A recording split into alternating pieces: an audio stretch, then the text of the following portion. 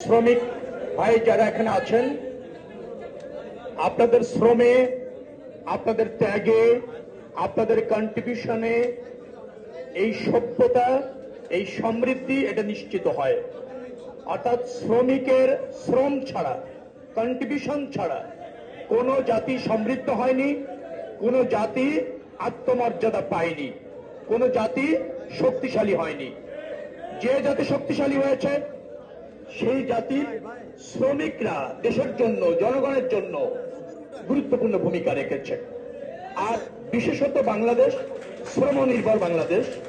শ্রমটাই হচ্ছে আমাদের মূল পুঁজি, শ্রমটাই হচ্ছে আমাদের মূল উপজীব্য।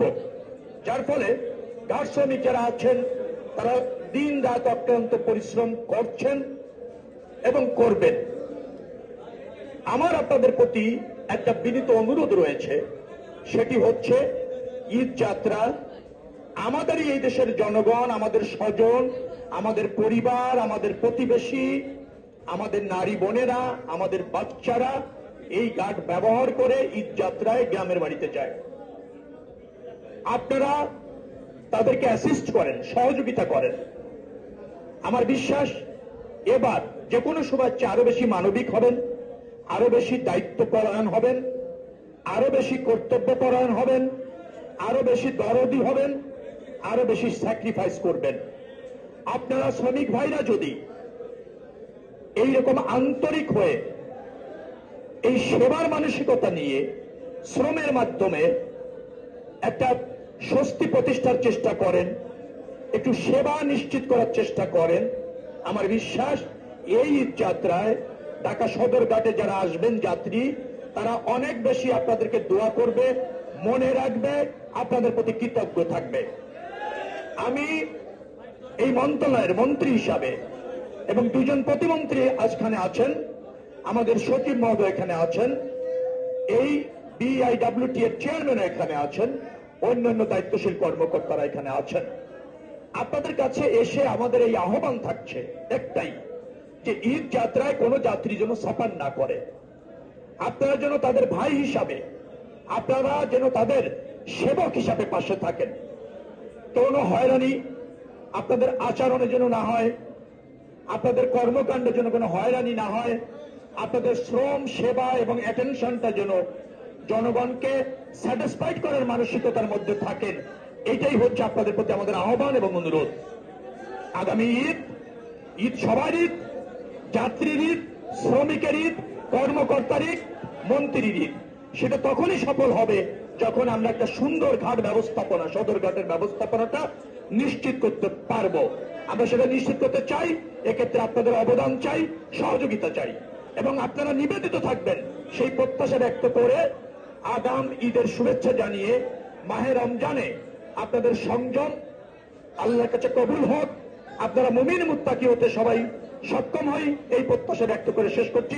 আল্লাহ হাফেজ।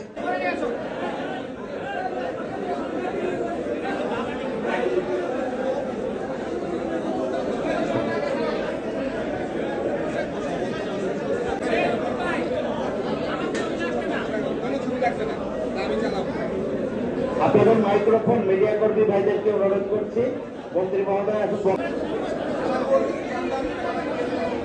ঠিক আছে।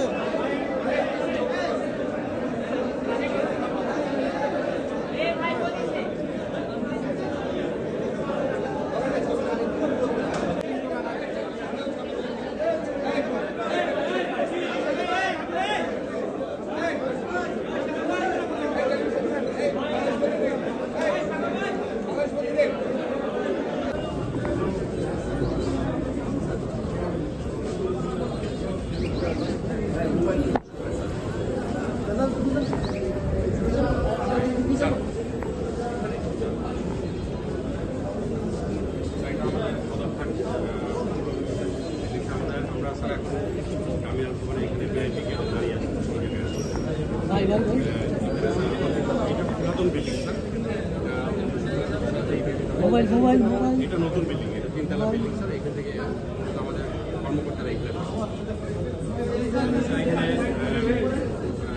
প্রায় 26টা পন্টুন আছে স্যার, 21টা গেট আছে স্যার। 1 নম্বর পন্টুন এখান থেকে পটুয়াখালী আছে স্যার, প্রত্যেকটা বন্ধুর যে বাসিং কার্ড আছে এই বন্ধুর সঙ্গে এদিক থেকে নর্মালি চাঁদপুরের খেলাধুলো আছে। মূলত স্যার এখানে এই জায়গায় পুরোটাই স্যার বিভিন্ন রকম আমাদের যে টিম আছে এই দিক থেকে বাদান্তরী স্যার ঘাট, এখানে এটাকে এটা একটা আমাদের ঘাট এখানে ঘাট আছে স্যার। মোটামুটি স্যার আমাদের বন্দরের সৌদি